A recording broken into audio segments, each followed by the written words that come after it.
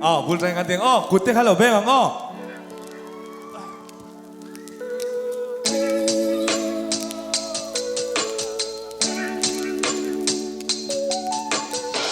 riêng đi anh chua khi mỗi ngày xem tôi cứ choạc mỗi dĩa lăn tì này tại ta em mỗi khi mỗi ngày xem tôi cứ choạc mỗi dĩa lăn tì này anh giống ai ya đi nó cần mỗi bề ý gần vui à xem cần đi xì mặt đặc lên là ôm tất cả đua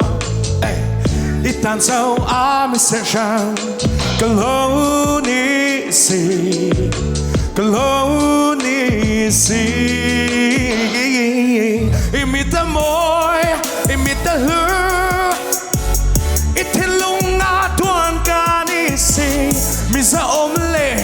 imangai varo hu berpe kani aku tuaki belvo tulung adum ang Kalonisi Magtag leha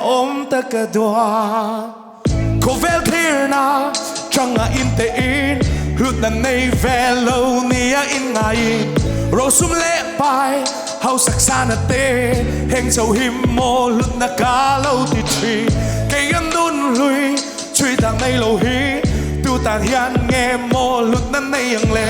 Ti yin ka don ka lung ai ka chap tri Mà xe mình chui lâu tu Đi tê ang lâu và mình đúc à mình chui đánh tu Isu e hư e Ôi hư bê si Ôi hư bê re Imita môi Imita hư Ite lung a tuan ka ni si Misa om le Imangai Vano hư bê Aku tuaki belvo tulung adum ang Kalonisi Magtag leha takadwa Imita mo, imita lu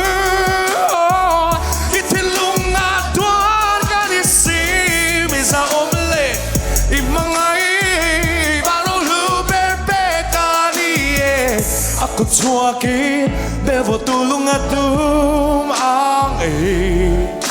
Kalonisi Magtag leha takadwa Dal paro pui bero se kalome